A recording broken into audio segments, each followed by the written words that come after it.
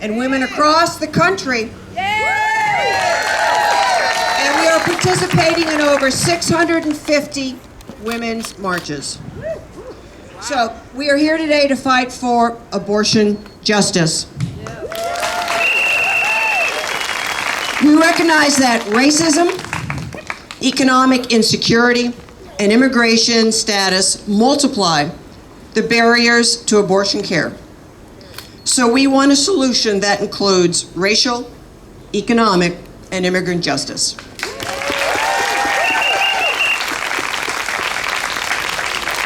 So let's just get a sense. How many of you are at your first rally? All right, yay! I know we have some high school kids and students. Let me see the high school students. We are so glad to have you here today. All righty, how many of you are from fabulous Glenview? How many of you are from other fabulous places that aren't Glenview? That sounds like more non-Glenview than Glenview.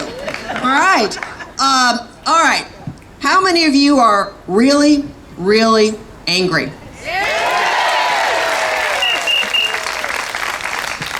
Good. We need to be. We all know that the goal of this wave of anti-abortion laws in America, which are now in 14 states,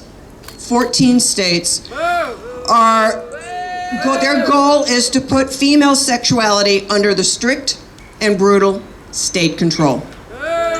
And we're seeing it in Texas, which is why we're here today. Hiss. Yeah, hiss is right. So I just wanted to do an opening act with some comments from Republican men related to women getting pregnant. And these, you might think these are a joke, but they're not. Okay, number one, if it's a legitimate rape, the female body has ways to try to shut the whole thing down.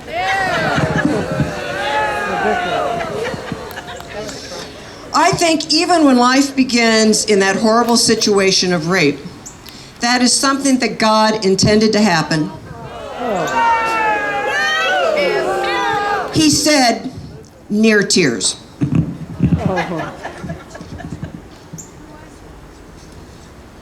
He was a guy from Indiana. See, the great social virtue of my proposal to make abortion a capital crime is to force women to be more personally responsible in their sexual lives.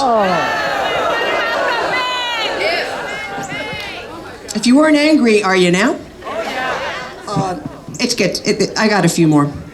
The odds that a woman who is raped will get pregnant are 1 in millions and millions and millions.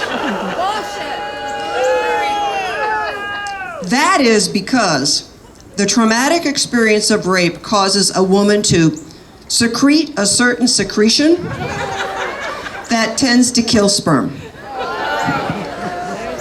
And I said, if this weren't real, it would nonetheless. Of course, we know that's not true.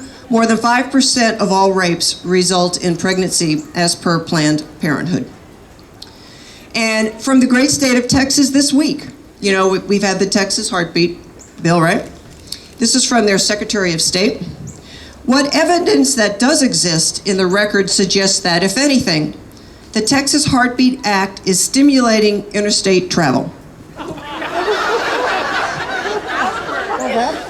Like, no shit, Sherlock, right?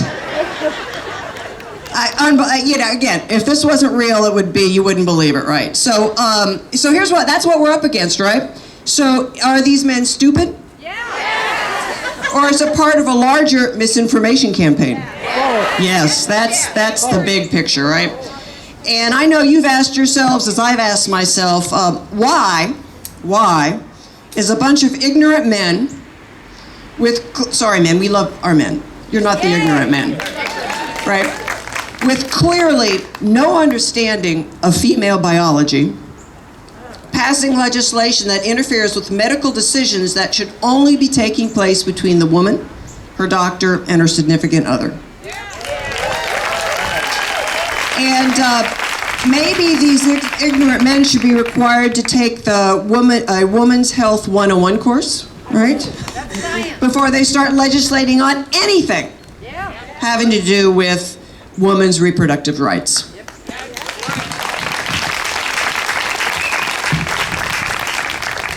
So I just thought we'd take a few minutes. We're gathered here. The impetus for this meeting is the Texas Heartbeat Bill. And some of you probably know it well, and some of you might not. So I'm just going to give you a few of the highlights of what is, again, truly a horrific, horrific bill. Almost all abortions are banned.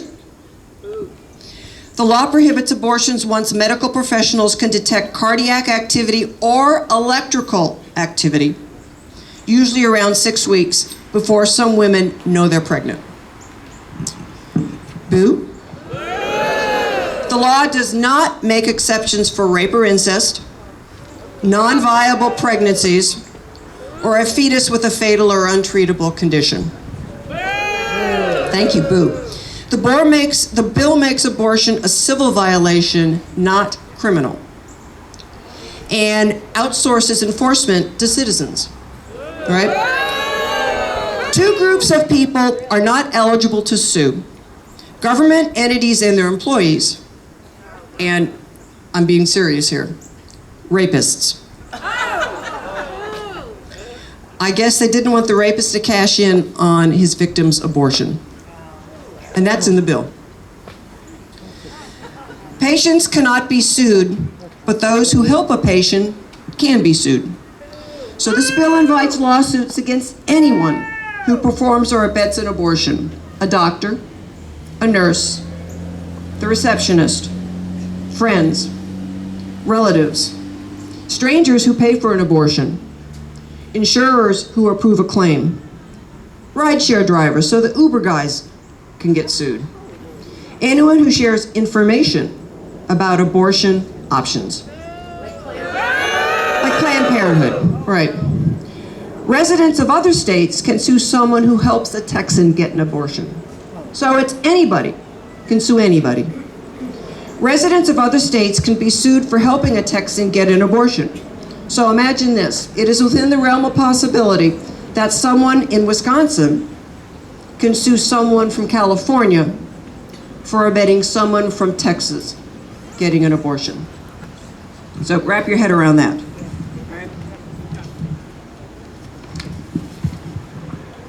For winning a civil suit, a plaintiff will get at least $10,000 for each abortion. So they call it, it's a headhunter. They will be reimbursed for their legal expenses, and those expenses must be paid by the defendant. If the defendant wins the lawsuit, they do not get their legal expenses reimbursed. So there's little incentive or any little risk for people not to sue, because they won't be held liable and financially accountable. So those are just a few of the highlights. There's more, but I didn't put them all in.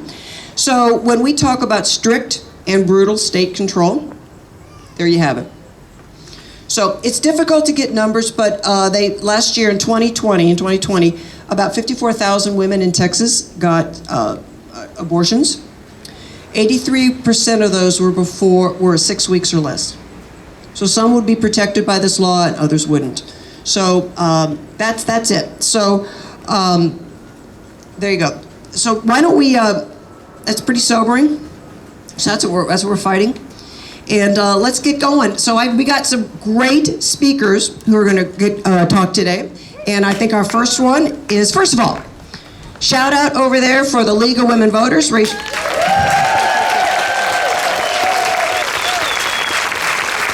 So if you're interested in joining the League of Women Voters of Glenview, Glencoe, head on over. They'd love to talk to you.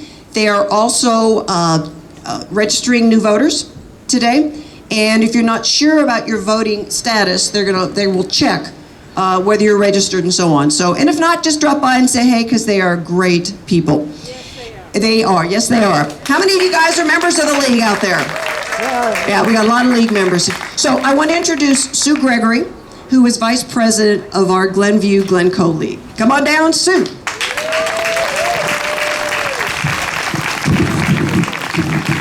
Sorry about that. Hey ho, good morning everybody. So I'm going to read a statement that was made jointly by Dr. Deborah Turner, who's the president of the League of Women Voters of the United States, and Grace Shimeen, who is the president of the League of Women Voters of Texas. And the statement was released following the Supreme Court decision not to rule on the Texas law. Before I read this statement, I just want to say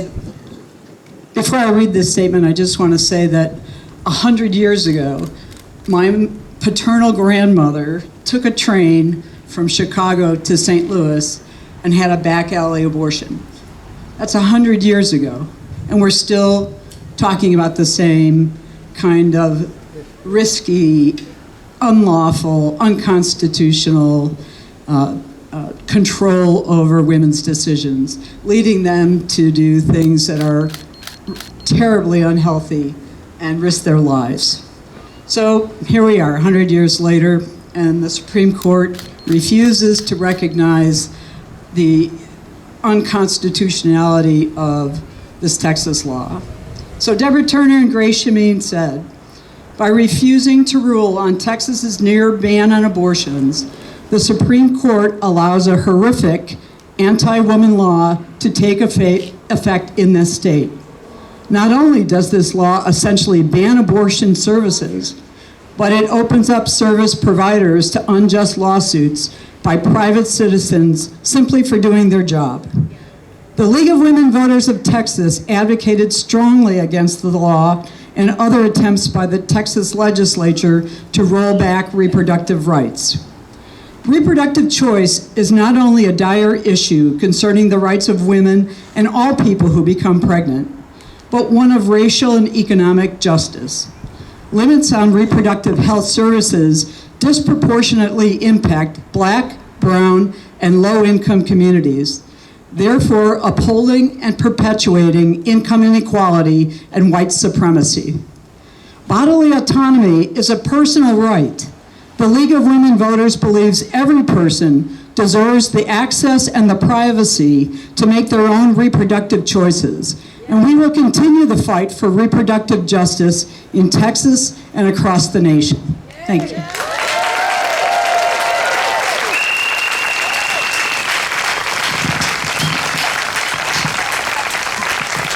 Thank you, Sue, and thank you to the League of Women Voters for everything they do across the country to protect us and our rights. So we're very grateful. So next I'd like to introduce Melissa Krober. She's the Executive Director of the National Council of Jewish Women, Chicago, North Shore. Hello. I am so excited to be here. I am so excited to see all of you. Thank you for coming. Thank you for raising your voice. Your voice has never been more important than it is right at this moment, and our voices together can, will, and must make a difference. My name is Melissa Krober with National Council of Jewish Women, Chicago North Shore. And as a mother of two, I want everyone, including my children, to be able to make their own decisions about whether and when to have a family. Because abortion is health care, and health care is a human right. I'm proud to represent NCJW. We are the oldest progressive Jewish women's organization in the United States. Founded in Chicago in 1893, when a group of women were asked to participate and instead found out that they were there to serve coffee to the men. That's right, they walked out and started NCJW and changed the face of advocacy forever. Thank you. For more than 125 years, National Council of Jewish Women has boldly imagined a world where women, children, families, and all people are fully valued and supported. And from the beginning, we have been on the front lines of the fight for reproductive health, rights, and justice. Our goal is a world where all people have access to the reproductive health care that they choose without fear or shame, regardless of their race, income, hometown, or immigration status. Because reproductive health care, including abortion, is health care, and access to safe and affordable abortion is a human right.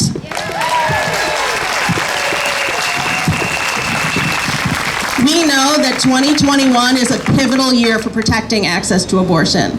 Roe is under attack in the courts and in state legislatures. If the Supreme Court overturned Roe tomorrow, at least 20 states are poised to immediately seek to ban abortion. And without Roe, at some point, a future anti-abortion Congress or president could pass a nationwide federal ban on abortion. Boo is right, but the majority of Americans believe that abortion should be legal, and 73% support Roe v. Wade. There are over a dozen cases on abortion access right now in the circuit courts, and that's just one step away from the Supreme. This gives conservatives ample opportunity to chip away at abortion access, leaving the right to abortion a right in name only. But a right in name only is not a right.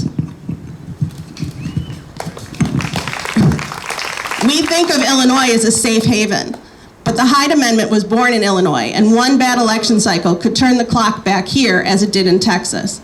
And the right to have an abortion is quite different from the ability to access it. So we need to work at both the state and federal levels to protect abortion access. So we're gonna get to work.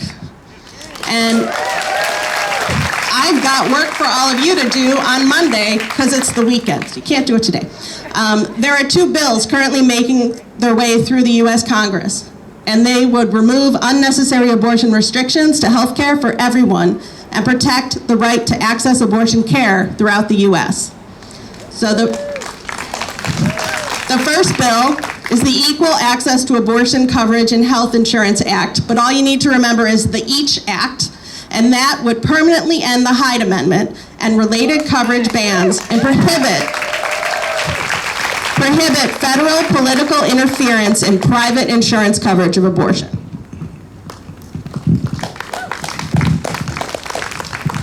The Women's Health Protection Act would protect the right to abortion access by creating a safeguard against bans and medically unnecessary restrictions. So if these bills are signed into law, particularly if they include language ending the criminalization of self-managed abortions, Roe protections would remain in place, and every person would be able to access comprehensive and affordable, compassionate and equitable abortion care in whatever setting they choose and whatever time they choose.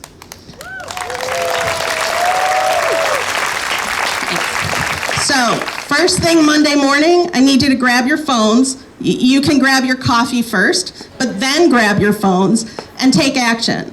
Call your senators and your representative and tell them that Congress must pass the Women's Health Protection Act and the EACH Act. And then after you call them, tell your friends to call them too.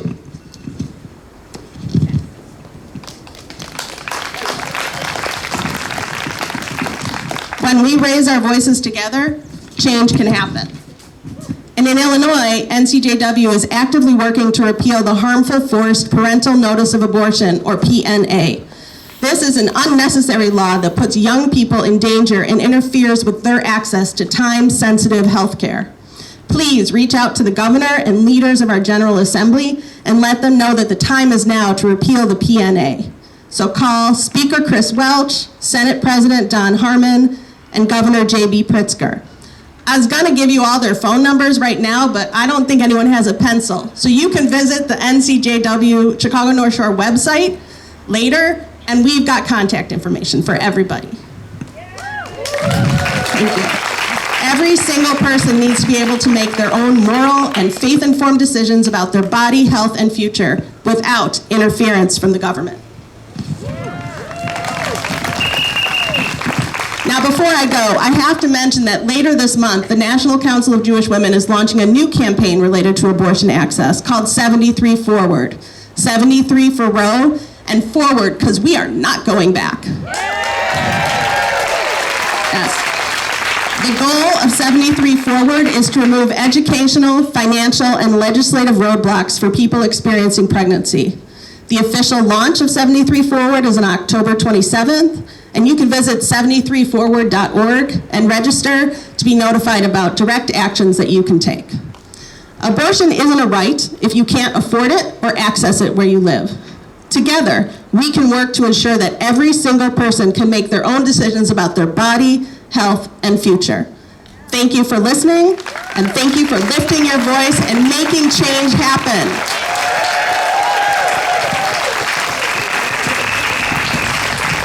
my God, fabulous. Thank you, Melissa. All right, the next one. Now, what are you doing Monday morning? All right, that's good, after your coffee. So the next person I'd like to introduce is Tracy Katz Mule. She is the committee person for the Democrats of Northfield Township.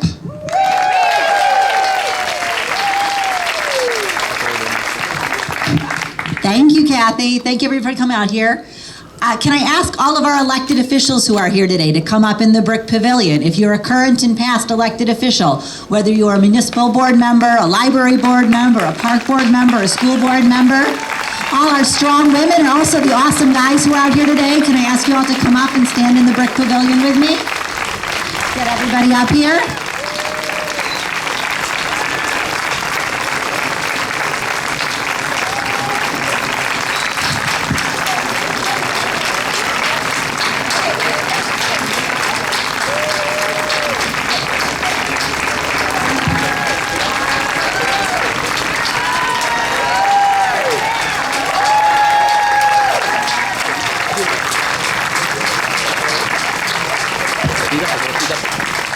I don't know how long this cord is, but I want everybody quick to go down the line and tell us who you were and what you ran for, what you are or were. I'm Elaine Neckritz. I was a state representative from this area for many, many years, and it's great to see you. Thank you, Tracy. Daniel Shack, trustee of Northfield Township, and if you got a text from the Democrats of Northfield Township, yeah, sorry about that. Hi, Alita Nally, assessor-elect for Northfield Township. Good morning. I'm Shiva Mohsenzadeh, Northfield Township Supervisor. Hi, Jojo Hebo. I am a Village of Northbrook trustee. Hi, I'm Elliot Hartstein, past president of the Village of Buffalo Grove.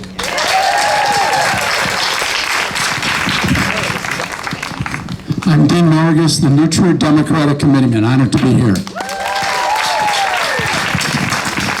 Danielle Fitzsimmons, Park District Commissioner in Wheaton for 9 years.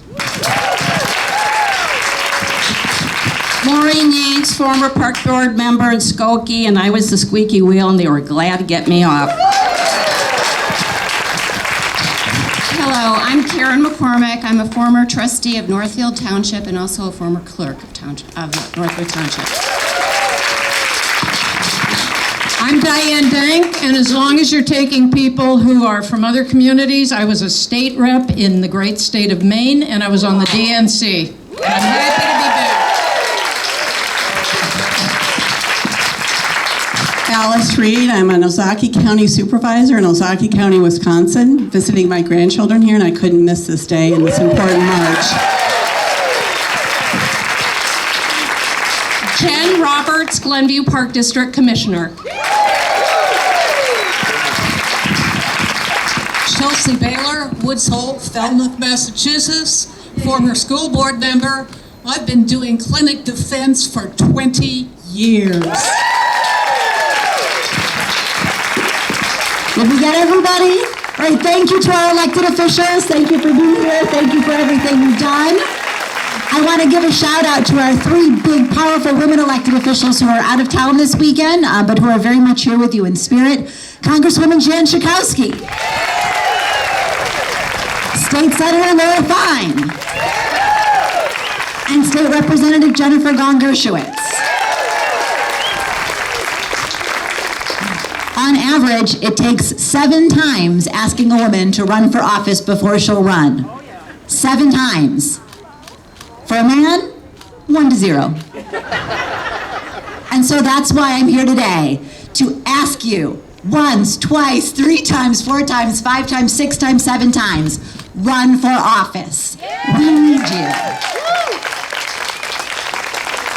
As an organization, Democrats of Northfield Township has been asking for many cycles, and we've seen the change that it's brought to our community. Look at the tremendous women and the strong male allies that we've elected to our village boards, our park boards, our library boards, our school boards. Some of you know I'm also a K-8 school board president. My current school board features 6 women and 1 man, 2 women of color. That was work. We worked hard. We got out in the community and we came to you and we asked you and we talked to you. And I need all of your voices to help us amplify that message, to get out there and talk to people about how important it is not to sit back, but to stand up and run for office.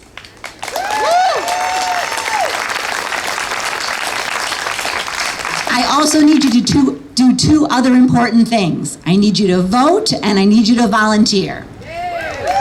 Vote at this point should be a no-brainer. And I gotta tell you, Northfield Township, we are kicking butt in this department. We have record-breaking turnout for primary elections, general elections, and municipal elections. We had a historic turnout in this year's municipal election that allowed us to sweep 7 township races. We have a diverse trio of women leading Northfield Township. They have done amazing work to bring the future here and to make sure women's voices are represented and heard at all levels of government.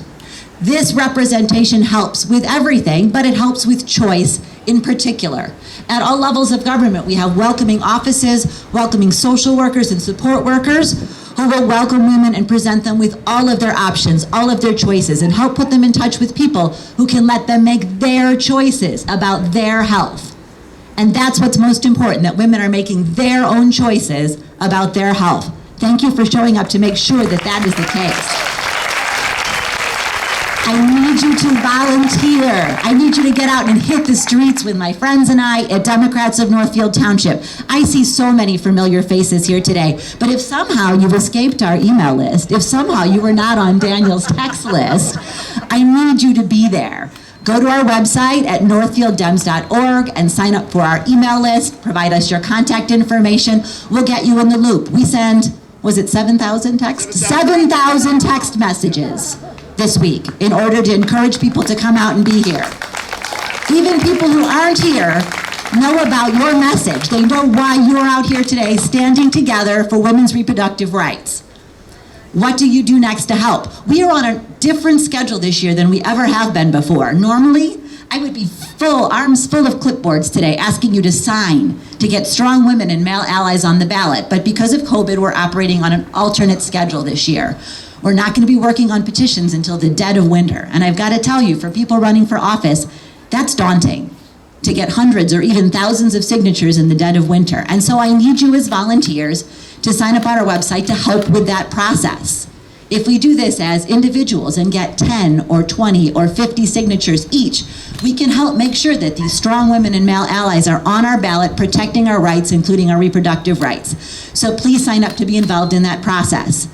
Join our volunteer team to be part of getting out the vote. The primary election is going to be in June, and then we're going to do a quick turn to get ready for the November general. It's important that we're ready to turn out and show up. Who here has gone to early voting and seen a Democrats of Northfield Township volunteer at the ballot station? 250 shifts of volunteers are required every time we turn out the vote. But what those volunteers do is ensure that we vote all the way down the ballot, that we are comfortable and competent to vote for people, including judges, who have a key and critical role in protecting our reproductive rights. So sign up to be part of those teams to help make a difference. Showing up here today is an amazing first step. I'm excited. I feel empowered. I know that these women are going to get things done. Take the next step and sign up to be a volunteer to vote or to run for office. You can always reach me. The thing that I do that I am the proudest of is help people find the confidence and the skills to run for office. If you've ever thought about this for even a moment, reach out, because you can do this thing that is out there, that is an idea right now. You can make this a reality, and we will introduce you to people who have gone this path before, who will be your mentors in this process, and you too can make a difference. You can cast a vote that makes a difference. So thank you, everybody, for being out here today. I'm counting on you to vote, to volunteer, and to run. Thank you, Northfield Township.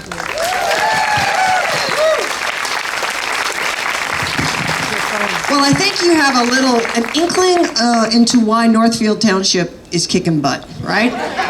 Thank you, Tracy. And I ran for office. I lost. But as my t-shirt says, nevertheless, she persists. So, right?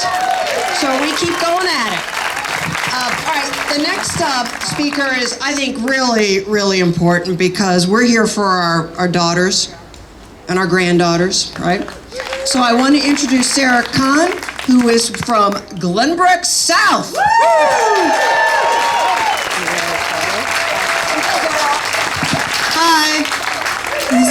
Okay.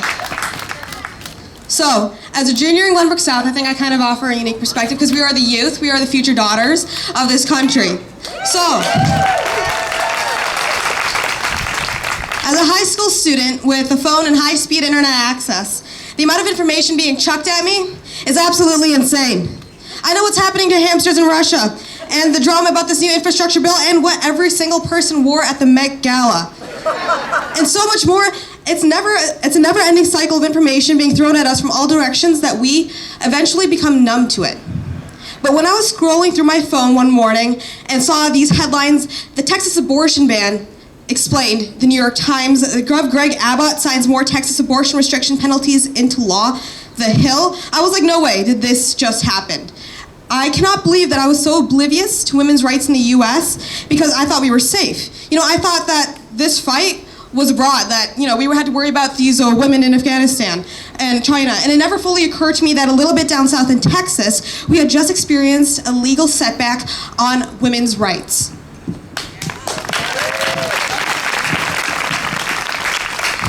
After learning about Roe v. Wade in history class, I thought abortion was off limits to democracy. It isn't. To deny someone the basic right to have a choice for an abortion, whether it's simply because she wants to or the fetus is a product of assault or incest, a right is a right, and stripping our women of this right creates a frightening precedent for the rest of the states. The law in some states that if there is a heartbeat, the physician may not abort the child, and when a physician performs an abortion without checking for a heartbeat or finds a heartbeat and performs the abortion anyways, he is committing a crime. He has performed an illegal abortion. And for teens and for kids my age who somehow wind up pregnant, they deserve the right to an option. They deserve the right to a choice. Yes, you do. So here I am to discuss how the abortion bill and its brutal repercussions impact teenagers like me. In Texas, teenagers who need abortions must get their parents' consent, but for many young people, that's not an option. Maybe they're in foster care, or they're unaccompanied minors, or immigrants in detention, in which case the government has legal authority over them, and maybe their parents are abusive or simply opposed to abortions. There are already so many barriers for them, and this new bill adds a lot more. And because of Texas's 6-week abortion ban, it has put an end to all judicial bypasses. Even if a girl finds out that she is pregnant the moment she gets a home test and can pick it up, getting through that judicial bypass process and the state's 24-hour waiting period before 6 weeks of pregnancy, that's a really condensed timeline. It's extremely difficult, and if not impossible. As long as this law exists, abortion is going to be unavailable to some of the state's most vulnerable teenagers. It doesn't matter under the law if they were raped, if their child is a product of incest, or if telling their parents they're pregnant will put them in danger. It doesn't even matter if their father was the one who impregnated them. If pregnant teenagers attempted a judicial bypass, they're in a race against the clock. Last week, the Texas Governor, Greg Abbott, insisted that the new law doesn't harm rape victims because it provides at least 6 weeks for a person to be able to get an abortion. Okay, his refusal to learn the basics of human reproduction just shows how cavalier he is about the impact of the law he signed he doesn't understand. In reality, plenty of women don't know that they're pregnant at 6 weeks and around 2 weeks after a missed period. Pregnancies often aren't even detectable until 4 weeks, and putting that child under that much pressure is absolutely insane. So for a desperate teenager to get an abortion, every single detail has to go right. Adults with resources can go out of state for an abortion. Teenagers who don't have their parents' help largely cannot.